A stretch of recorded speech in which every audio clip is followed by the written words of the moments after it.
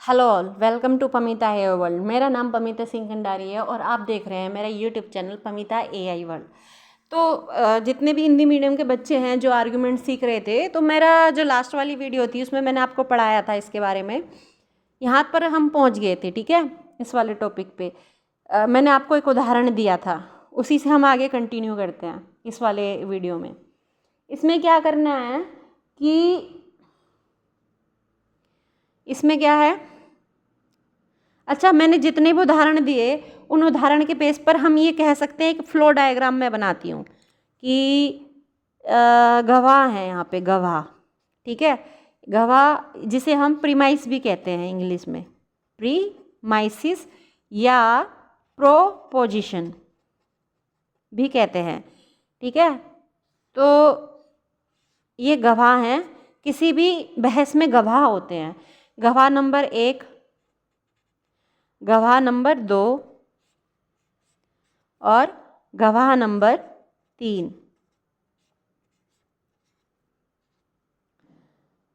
इन गवाह के जो ये वाले, ठीक है।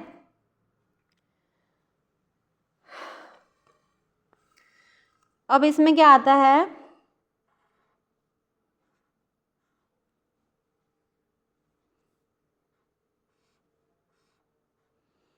बहस नंबर 1, बहस नंबर 1। अब ये जो गवाह हैं सारे के सारे जितने भी, चाहे गवाह 1 हो, चाहे गवाह 2 हो, चाहे गवाह 3 हो, ठीक है।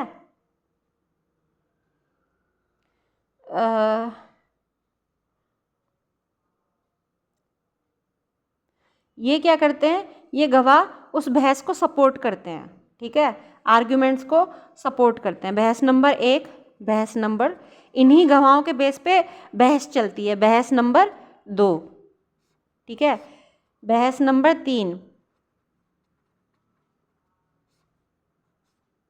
जैसे कि यहाँ पे देखो इस वाले क्वेश्चन में जमीन पर फिसलन बहुत थी, पहला नंबर गवाह 1 हो गया, है ना। जमीन बिना बारिश के नहीं हो सकती, गवाह नंबर 2 हो गया, है ना। अब ये जो निर्णय क्या है, कंक्लूजन क्या है, हमारा जो मेन मुद्दा है कि जमीन गीली थी, ठीक है। और जमीन गीली क्यों थी, क्योंकि बारिश हुई होगी। निर्णय को सपोर्ट करने के लिए तो बारिश हुई होगी और बारिश की वजह से जमीन गीली थी। ऐसे ही गवाह पेश किए गए, गवाह 1, गवाह 2, किसी भी आर्ग्यूमेंट में एक तरीके का फ्लो स्ट्रक्चर ये होता है, गवाह 1, गवाह 2, गवाह 3। और वो जो गवाह हैं वो बहस नंबर 1, बहस नंबर 2, बहस, उस गवाह के बेस पे 3 तरीके की बहस तैयार की जाती हैं। और वो जो 3 तरीके की बहस होती हैं वो हमेशा एक ही डायरेक्शन में, एक ही लॉजिक को सपोर्ट करती हैं किसी भी आर्ग्यूमेंट्स में, ठीक है। लॉजिक को सपोर्ट करती हैं। मैं मर्डर का एग्जांपल लेती हूँ, किसी का मृत्यु हुई, किसी ने किसी को मार दिया, सपोज करो किसी ने मार दिया किसी को, ठीक है। पुलिस गई, पुलिस के सामने गवाह पेश किए गए। गवाह नंबर 1 बोल रहा है जी मैंने नहीं मारा, क्यों, थोड़ी ना बोल देगा कि मैंने मारा, ठीक है। गवाह ने कहा मैंने नहीं मारा, मैं तो उस टाइम पे वहाँ मौजूद नहीं था, ठीक है। हो सकता है गवाह मौजूद ना हो, ठीक है। क्या पता जिसने, जो मारने वाला हो, क्या पता वो वहाँ लेके मारा हो, आया हो जहाँ पे वो बोल रहा है कि मैंने नहीं मारा, मैं वहाँ पे मौजूद था। लेकिन क्या पता वो गवाह नंबर 1 सही बोल रहा हो, वो वहाँ पे नहीं मौजूद था, लेकिन फंसाने वाले ने वो उसे पर्टिकुलर व्यक्ति को वहाँ लेके मारा हो, ठीक है। नहीं समझे मेरे कहने का मतलब क्या है, जिसे फंसाना होता है वो तो फंसाएगा ना कैसी करके, तो क्या पता वो वहाँ लेके उसे आया हो, उसे क्या कहते हैं, गवाह नंबर 1, ठीक है। गवाह नंबर 2, दूसरा कहता है जी आप मेरे मोबाइल की लोकेशन चेक कर लो, मैं वहाँ पे था नहीं। लेकिन इस पे भी पुलिस अपना दिमाग लड़ाएगी, जो इन केसों को बहुत समय से सॉल्व करती आ रही है, कि क्या पता जो इस पर्टिकुलर आदमी को फंसाने की कोशिश कर रहा हो गलत तरीके से, क्या पता वो उसका मोबाइल लेके कहीं चला गया हो, किसी को पैसे दे दिए हो, किसी ने पैसे की लालच में वो कर दिया हो। जिसके दिमाग में सातिरपन आएगा वो तो ऐसे भी करेगा। गवाह नंबर 3, तीसरे से पूछा तो बोला कि जी मैं वहाँ नहीं था, ना ही मैं वहाँ था, ना ही मैं इस केस में इन्वॉल्व हूँ, मेरी लोकेशन चेक कर लो, है ना। लेकिन जिनका दिमाग और गति से चलता है वो तो दूसरे तीसरे तरीके से गवाह पेश करेगा। अब पुलिस क्या करेगी, पुलिस क्या है, वो पहले बहस करेगी, ठीक है। ये जो है ये वकील के पास जाएगा, ठीक है। पुलिस अपना कोर्ट में जो पुलिस को समझ में आएगा वो एक बना देगी किस तरीके से कि फर्स्ट इन्वेस्टिगेशन रिपोर्ट में ये सौंपा गया कि इस तरीके से ऐसे ऐसे बोला गया और ये सच है, इधर की साइड से पुलिस भी अपना दिमाग लगाएगी। अब ये जो बहस है ये कहाँ होगी, ये कोर्ट में होगी, ठीक है। बहस नंबर 1 किस गवाह पे होगी, अच्छा वो पूछेगा अच्छा आप वहाँ थे नहीं लेकिन आपकी लोकेशन तो वहाँ बताई जा रही है, ये तो बताया जा रहा है कि पर्टिकुलर विक्टिम उसी जगह पर था, है ना। और जबकि वो फंसा, और जबकि वो बोल रहा गवाह नंबर की होगा क्या पता वो आए हो, मैं तो नहीं गया था वहाँ पे।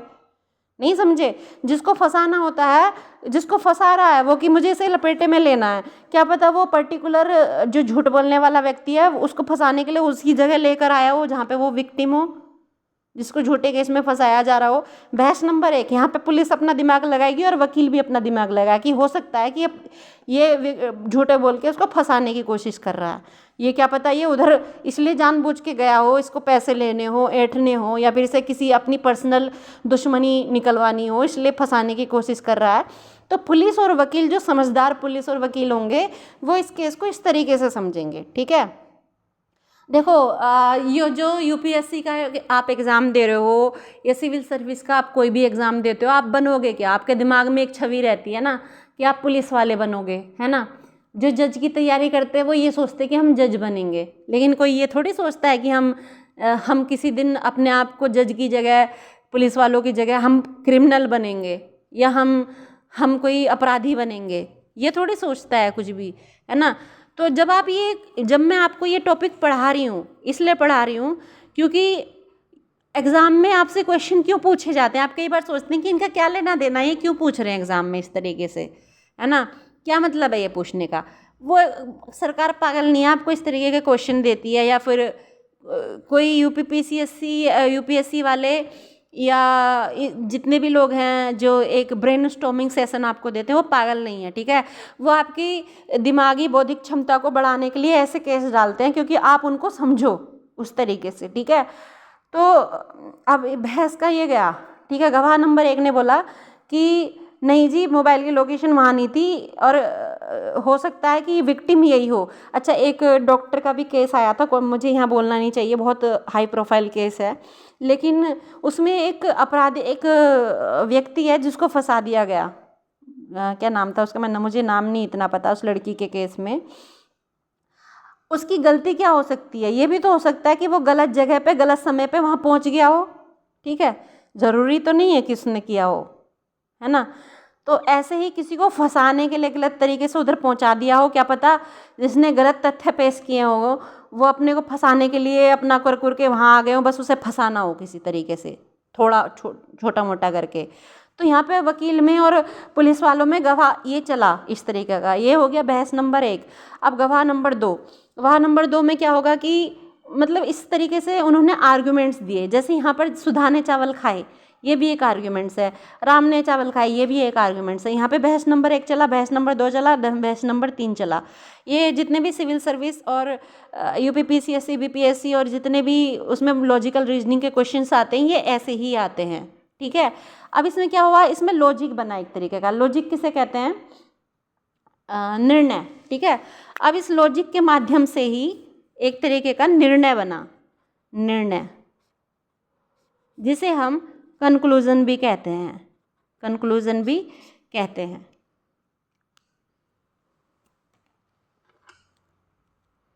जिसे हम कंक्लूजन भी कहते हैं।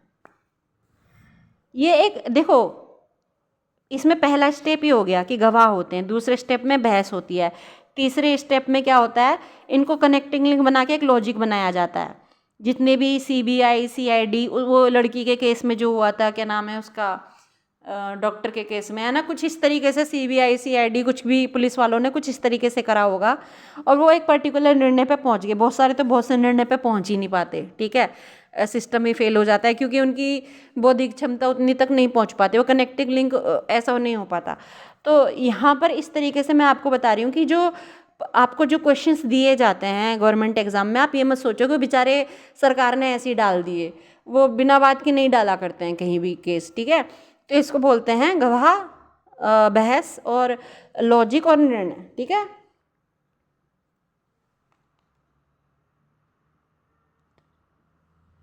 अच्छा, अब आपको ये पता चल गया इस फ्लो चार्ट को देख के और पीछे की समझा कर कि किसी भी बहस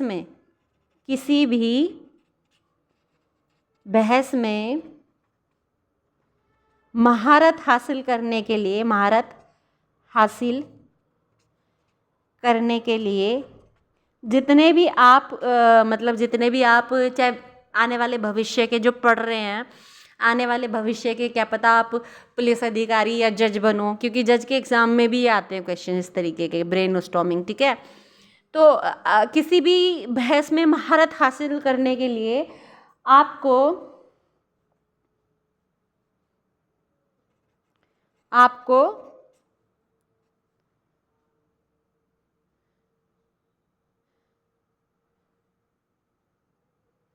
कुछ जरूरी मुद्दों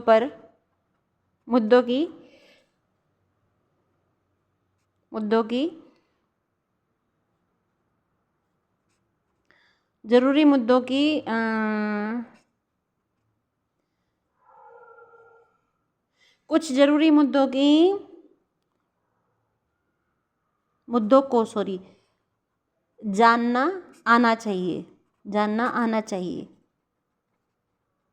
अब वो ज़रूरी मुद्दे कौन है उसको हम पॉइंट्स में समझाएंगे, मतलब मैं समझाऊंगी पॉइंट्स में। पहला पॉइंट क्या है, किसी भी बहस को सही से उसका क्वेश्चन सॉल्व करने के लिए आपको क्या ज़रूरी इसमें आना चाहिए। सबसे पहले आपको ये पता होना चाहिए कि उस वाक्य में, पर्टिकुलर वाक्य में गवाह कौन सा है और निर्णय कौन सा है। पहली बात तो आपके सामने कुछ भी दे दिया स्टेटमेंट, इतने बड़ा एक पैराग्राफ दे दिया या छोटा सा ही दे दिया, जैसे छोटा ये वाला मैंने पिछली वीडियो में आपको समझाया था कि छोटा सा एक ये भी दे दिया। इसमें आपको पहले तो ये पता होना चाहिए कि गवाही तथ्य कौन सा है। ज़मीन पर फिसलन बहुत थी, है ना, तो गवाही है। बारिश हुई होगी, निर्णय है ना, ठीक है। तो इस तरीके से आपको ये पता होना चाहिए कि गवाह कौन है, तथ्य कौन है, ठीक है। दूसरा क्या है, अच्छा अगर आपको ये दो चीज़ पता चल गई, अब आपको दूसरा क्या करना है। अगर सीधे सीधे उसमें कोई मिसिंग लिंक नहीं है तो आपको ये देखो कि मिसिंग लिंक क्या है, धारणा क्या है, ठीक है। धारणा क्या है गवाह और निर्णय के बीच में देखो। और ये भी मैंने आपको पिछली वीडियो में बताया, ज़रूरी नहीं है कि हर गवाह और तथ्य के बीच में धारणा हो। कई बार डायरेक्ट लिख देते हैं तो वो तो आ जाता है डिडक्टिव आर्ग्यूमेंट्स में, और इसमें है इंडक्टिव आर्ग्यूमेंट। तीसरा हो गया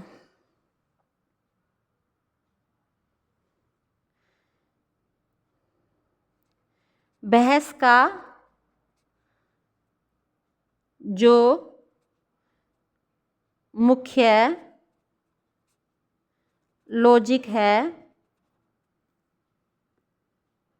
उसको समझना, ठीक है। बहस का जो मुख्य लॉजिक है, लॉजिक मतलब ये, ठीक है, लॉजिक मतलब फाइनल ये। अच्छा यहाँ पर जब आ जाता है तो ये इंडक्टिव से डिडक्टिव, ये पूरा का पूरा किस में होता है, देखो ये पूरा का पूरा यहाँ तक जब आता है तो ये होता है इंडक्टिव आर्ग्यूमेंट। जैसे ही आप लॉजिक तक पहुँच जाते हैं तो लॉजिक सीधा सीधा क्या होता है, डिडक्टिव आर्ग्यूमेंट। लॉजिक हमेशा या तो वैलिड होगा या इनवैलिड होगा। यहाँ पर आप ये जो लॉजिक होगा या तो ये सच बोलेगा या झूठ बोलेगा, और जैसे ये सच और झूठ बोलेगा उसी बेस पर आप निर्णय हमेशा कर देंगे कि हाँ ये निर्णय हो गया, कि पर्टिकुलर जो केस है हैंस प्रूफ हो जाएगा, ठीक है। यानी कि अब देखो, अब आपको थोड़ा सा इसमें इंटरेस्ट आ रहा होगा, थोड़ा सा आपको समझ में आ रहा होगा कि मैं क्या पढ़ा रही हूँ। जितने भी हिंदी मीडियम के बच्चे हैं, बहस जो होती है किस आधार पर होती है, जो आपके एग्ज़ाम्स में होता है, और ये बहुत ही अच्छे होते हैं। अगर आपको ये समझ में आ गया एग्ज़ाम में पढ़ने से पहले कि ये क्या है, मतलब एक्चुअली में क्या है, तो आपको ये सर दर्द नहीं लगेंगे इस टाइप के क्वेश्चन। आप खुश होंगे कि हाँ एग्ज़ाम में ये भी क्वेश्चन आ गया, इसका तो मैं महारत हासिल है मुझे इसमें, ठीक है। तो इस तरीके से यानी कि किसी भी बहस पर आप खुद को महारत हासिल करने के लिए आपको 3 मुद्दे ज़रूर से पता होने चाहिए। वो मुद्दे क्या हैं? पहला ये मुद्दा ये है कि गवाह कौन सा है, और दूसरा मुद्दा ये है कि निर्णय कौन सा है। और दूसरा, जब पहला मुद्दा आपको समझ में आ गया, दूसरे मुद्दे पे क्या आना है कि धारणा क्या है। धारणा मतलब उनके बीच में अजम्पशन क्या है, मिसिंग लिंक क्या है। मिसिंग लिंक किसके बीच में? प्रीमाइसिस या एविडेंस के बीच में, कंक्लूजन या निर्णय के बीच में मिसिंग लिंक क्या है, धारणा क्या है, उन्हें जोड़ रही है जो आपस में। और अगर धारणा है तो ठीक है, उस धारणा के बहस के पे इस तीसरा आपको ये पता चलना चाहिए कि इस बहस से हमारा लॉजिक क्या निकल रहा है। ठीक है, अब मैं आपको एक केस और दे देती हूँ। उसमें जैसे झूठे केस होते हैं, बहुत से दहेज के झूठे केस होते हैं, है ना। किसी को फंसाने के लिए लगा देते हैं कि मारपीट हुई है, इस तरीके से हुई है। उसमें भी आर्ग्यूमेंट्स चलते हैं। झूठे केसेस में है ना, पुलिस अपना लगा लेती है, ठीक है, कि हाँ ये ऐसा हुआ है, वैसा हुआ है। कुछ छोटे मोटे जो केस होते हैं जिनमें पुलिस को पहले ही पता होता है कि कौन सच बोल रहा है, कौन झूठ बोल रहा है, तो वो तो नहीं पड़े। बड़े बड़े केसेस जैसे होते हैं, जैसे ये डॉक्टर का केस हो गया और इन सब का केस हो गया, उनमें क्या होता है, उनमें ये होता है, ये मिसिंग लिंक देखनी होती है। ठीक है, तो इसे ही हम क्या कहते हैं, आर्ग्यूमेंट्स। और आर्ग्यूमेंट में ही लॉजिकल रीजनिंग अप्लाई की जाती है। लॉजिक जिसे कहते हैं, वैलिड और इनवैलिड। अच्छा, इसमें अब हम तीसरे उस पे आ जाते हैं। तीसरे किस पे? अच्छा, ये गवाह कौन सा है, निर्णय कौन सा है, इसको पहचानने के लिए मैं आपको एक ट्रिक बताती हूँ। इसी वीडियो में मैं आपको बताती हूँ वो ट्रिक कौन सी है। दूसरे पेज ले लेते हैं। इस ट्रिक में क्या होता है, निर्णय को हम कैसे पहचाने? निर्णय को हम कैसे पहचाने? आइडेंटिफाई द कंक्लूजन, मतलब कि निर्णय को हम कैसे पहचाने। निर्णय को हम कैसे पहचाने?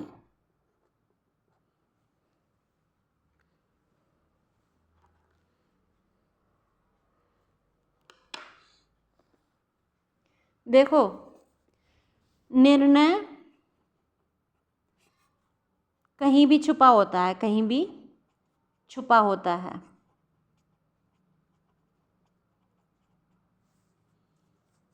या तो यह वाक्य या गद्य या पद्य, कई बार बड़े बड़े भी हो जाते हैं, छोटे छोटे नहीं, बड़े बड़े भी दे देते हैं जो काफ़ी टफ एग्ज़ाम होते हैं। जैसे आप कैट का एग्ज़ाम ले लो, जीमैट का एग्ज़ाम ले लो, ठीक है, उसमें काफ़ी बड़े बड़े दे देते हैं ना, बड़े बड़े दे देते हैं, बड़े अच्छे वाक्य दे देते हैं ब्रेनस्टॉर्मिंग सेशन के। तो उसमें गद्य पद्य भी आ जाते हैं। गद्य पद्य आप समझ रहे हो ना, पैराग्राफ जो होते हैं बड़े वाले जो होते हैं वो भी आ जाते हैं वाक्य के। उसमें क्या होता है, मतलब उसमें निर्णय कहीं भी छुपा होता है। अब वो निर्णय शुरुआत में भी हो सकता है, शुरुआत में या मध्य में या अंत में, या अंत में, कहीं भी छुपा होता है। ठीक है, कहीं भी छुपा होता है वो। लेकिन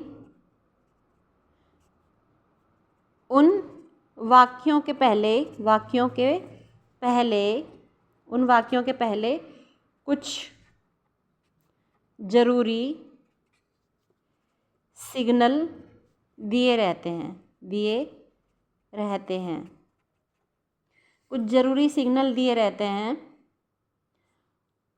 या कुछ शब्द दिए रहते हैं, ठीक है, जो कि निर्णय की तरफ इशारा करते हैं, इशारा करते हैं। जितने भी हिंदी मीडियम के बच्चे हैं, मुझे लगता है वो हिंदी बहुत अच्छे से समझते हैं, वो इंग्लिश में इतना अच्छा नहीं समझ पाते हैं। तो इसलिए मैंने सोचा कि अब मैं आपको जितनी भी आर्टिफिशियल इंटेलिजेंस के कोर्स हैं, आर्टिफिशियल इंटेलिजेंस में भी मैं कोशिश करूँगी हिंदी में आपको पढ़ा सकूँ, ठीक है। हालांकि उसमें तो डाटा साइंस आर्टिफिशियल इंटेलिजेंस में क्या होता है, उसमें तो आपको इंग्लिश आनी ज़रूरी है, क्योंकि आप कंप्यूटर में हिंदी में तो नहीं लिख सकते वहाँ पे, है ना। वो आजकल तो इंग्लिश ही चल रही है, लेकिन फिर भी हिंदी में अगर आपको समझ में आता है तो मैं हिंदी में समझाऊंगी। इसमें फ़िलहाल आपको हिंदी में ही लिख के दिखा रही हूँ, आगे भी हिंदी में ही करूँगी मैं, हिंदी मीडियम के बच्चों के लिए तो ज़्यादा सही रहेगा, जो कि निर्णय की तरफ इशारा करते हैं, ठीक है। अच्छा, ये कौन से सिग्नल या वर्ड हैं, अब ये मैं आपको हिंदी में बताऊंगी, इंग्लिश में बताऊंगी। जैसे कि देयरफॉर, है ना, 10। मुझे इनकी हिंदी में अभी मुझे पता नहीं है कि इनको हिंदी में क्या बोलते हैं। मैं आपको अगली नेक्स्ट वीडियो में ये बता दूंगी कि हिंदी में इनको क्या बोलते हैं, आप या फिर आप खुद देख लेना इन्हें क्या कहते हैं। लेकिन जब भी किसी वाक्य या सेंटेंस के आगे ये वर्ड सिग्नल या वर्ड सिग्नल बोल लो, इन्हें दिए रहते हैं, आप समझ लेना कि उसके पीछे का जो वाक्य है वो निर्णय है। आंख बंद करके कह देना निर्णय, ठीक है। Therefore 10, so, hence, consequently,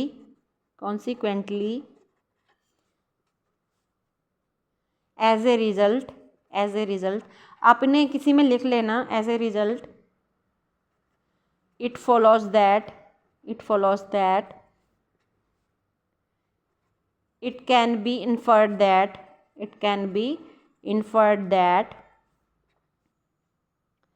which shows that, which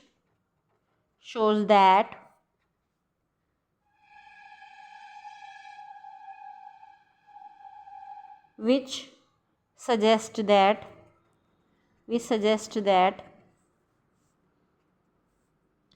which proves that, which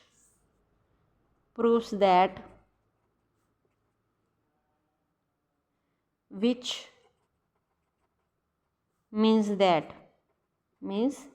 that, है ना। तो ये हो गया आपका सिग्नल और वर्ड्स, जिसे कहते हैं सिग्नल और वर्ड्स,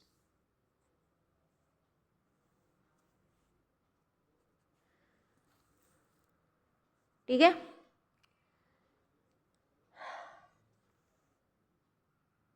अच्छा, ये कहीं कहीं पर वाक्य में दिए होते हैं, ठीक है। अच्छा, कहीं कहीं पर जहाँ ये नहीं दिए हो, वहाँ कैसे पहचानोगे कि निर्णय कौन सा है और गवाह कौन सा है, तथ्य कौन सा है, गद्य पद्य में या फिर वाक्य में, है ना। वहाँ कैसे पहचानोगे, वहाँ अपने मन से आपको जोड़ना पड़ेगा, है ना। जैसे आप मन से मंदिर जाते हो तो एकदम से राम, शिव जी, है ना, गणेश जी के मंदिर में जाते हो, श्री गणेश जी के मंदिर में तो आपके मन से गणेश जी के ही मंत्र निकलते हैं ना। शिव जी के जाते हो तो शिव जी के मंत्र निकलते हैं। तो इसी तरीके से अगर आपको ये नहीं दिए हो सिग्नल में और या फिर वाक्य के पहले, तो आप वहाँ जाके ये इमेजिन करो कि पर्टिकुलर किस सेंटेंस के आगे हम ये जोड़ सकते हैं। जैसे कि कॉन्सिक्वेंटली को हिंदी में क्या कहते हैं, मैं कुछ का मीनिंग आपको बता देती हूँ। जैसे परिणाम स्वरूप, कॉन्सिक्वेंटली को हिंदी में बोलते हैं परिणाम स्वरूप, ठीक है। सो को क्या बोलते हैं,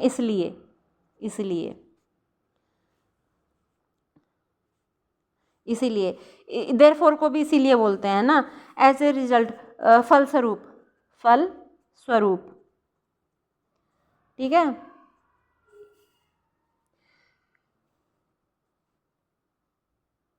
और इसको क्या बोलते हैं, यह आंकलन किया जा सकता है, ठीक है। तो मैंने कुछ का आपको बता दिया, अब आप इसको देख लेना। इतनी समझदार तो आप भी होगे, इंग्लिश इतनी तो जानती होगी। मैं सबका लिख के यहाँ नहीं दे सकती आपको, मुझे पता तो है हालांकि इनको क्या कहते हैं, क्योंकि खिचपिच बहुत ज़्यादा हो जाएगी। तो इसमें क्या है कि आपके सामने सेंटेंस दिया गया है जिसमें नहीं लिखा गया, ठीक है। तो आप खुद से, जिसमें डायरेक्ट दिए गए हैं तो उसमें आप समझ लेना ये निर्णय है। जिसमें डायरेक्ट नहीं दिया गया है उसमें आप खुद से लगा लेना सेंटेंस के आगे कि वो होगा। जैसे मैं आपको इसी का एग्जांपल दे देती हूँ, जो मैंने आपको पिछली वाली वीडियो में दिया था, कि छोटा सा एक एग्जांपल है।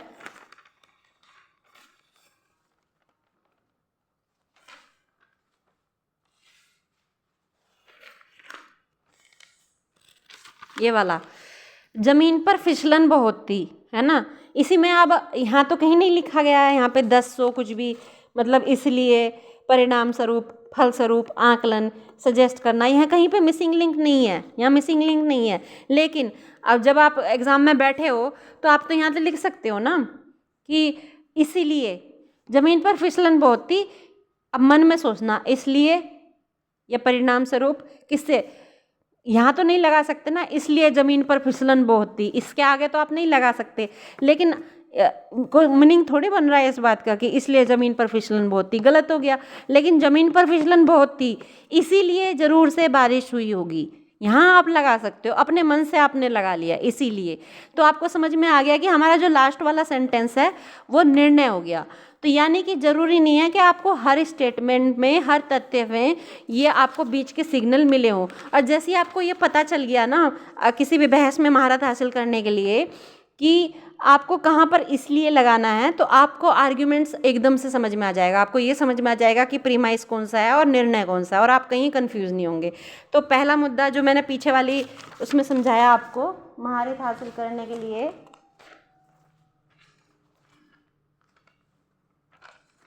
कि 3 पॉइंट होते हैं, गवाह कौन सा है और निर्णय कौन सा है। तो मैंने निर्णय कौन सा है तो मैंने बता दिया ना कि आपको ये सिग्नल आएंगे, सिग्नल दिए होते हैं। तो जब आप निर्णय पता कर लेंगे तो पहली महारत आपने, पहले मुद्दे पे तो आपने महारत हासिल कर ली, ठीक है, पहले मुद्दे पे महारत हासिल कर ली। दूसरा अजम्पशन क्या है, गवाह क्या है। अच्छा देखो, ये जो अजम्पशन का टॉपिक है ना, ये बहुत वास्ट टॉपिक है। इसको मैं अगले वीडियो में, मतलब इसका एक अलग से टॉपिक बनेगा अजम्पशन का। और अजम्पशन बहुत ज़रूरी होते हैं, मतलब धारणा को कैसे निकाला जा सकता है, मिसिंग लिंक को, ये बहुत ज़रूरी होते हैं और एक वास्ट टॉपिक है और इस पर अलग से क्वेश्चन पूछे जाते हैं। तो इसको मैं आपको अलग से समझाऊँगी। और फिलहाल मैंने आपको बता दिया निर्णय कौन सा है। इस वाले टॉपिक में मैं आपको हिंदी में, जो हिंदी मीडियम के बच्चे हैं जो एग्ज़ाम्स में आए हैं, ये थ्योरी में बताने के बाद आपको, जितने भी मैं आपको लिखित में थ्योरी बता रही हूँ उसके बाद मैं क्वेश्चंस कराऊंगी इस बेस पे, आपको और ज़्यादा क्लियर हो जाएगा। साथ के साथ हम एग्जाम्पल लेते चलते हैं इसमें।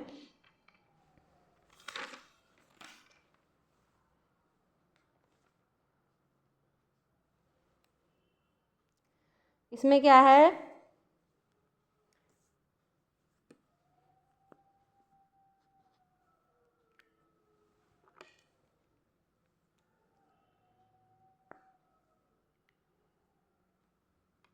मैं एक एग्जाम्पल देती हूँ, ठीक है।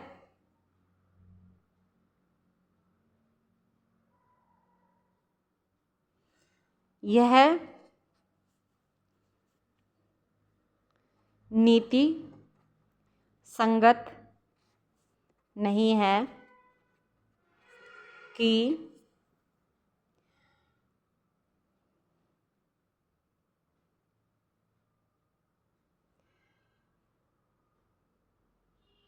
जिसने अपनी मेहनत से जो नहीं कमाया है उस पर अपना अधिकार जमाए या घोषित करे, अधिकार घोषित करे।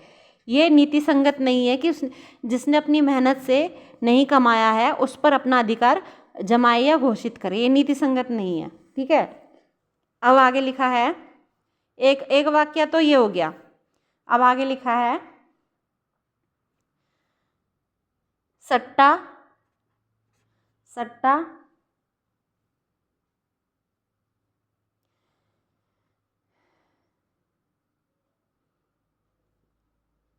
या सट्टे में पैसे लगाना या सट्टे से कमाना मेहनत का पैसा नहीं है, मेहनत का पैसा नहीं है, ठीक है। ये एग्ज़ाम में आया हुआ क्वेश्चन है जो मैं बता रही हूँ, ये एग्ज़ाम में पूछा गया है किसी एग्ज़ाम में, मुझे याद नहीं है, मैंने लिखा नहीं, लेकिन ये पूछा गया है इसलिए यहाँ मैं आपको पढ़ा रही हूँ, ठीक है। बिल्कुल सेम एज इट इज़ पूछा था उन्होंने, मेहनत का पैसा नहीं है, इसीलिए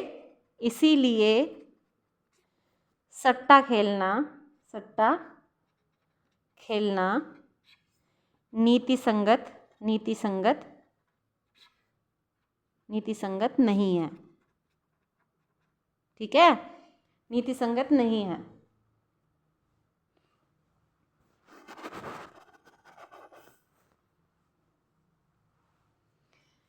इसके परिणाम स्वरूप, इसके परिणाम स्वरूप, इसके परिणाम स्वरूप राज्य सरकार को, राज्य सरकार को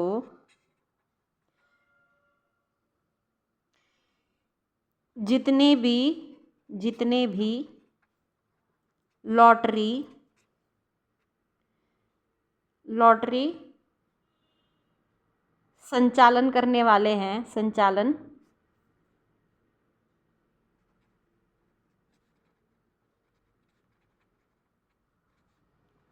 उन्हें नीति संगत के आधार पर, नीति संगत के आधार पर बंद कर देना चाहिए, बंद कर देना चाहिए। ठीक है,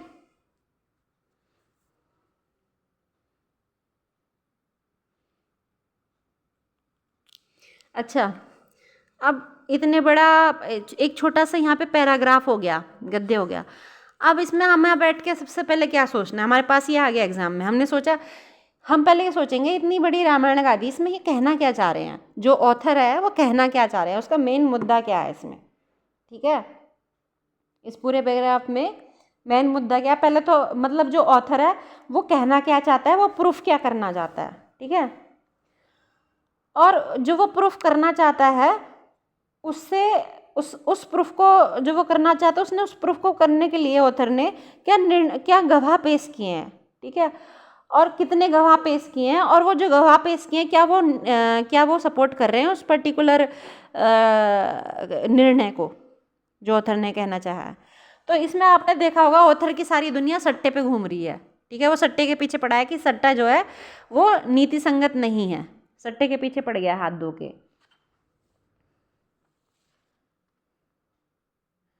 ठीक है, तो देखो इसमें क्या हुआ, अब वहाँ पे जाके क्या करोगे एग्जाम में, आप पहले तो पहला वाक्य ऐसे तोड़ लो, पहला नंबर एक ये है ना, अपने उसमें कर लो, दूसरा ये हो गया, दूसरा वाक्य ये हो गया है ना,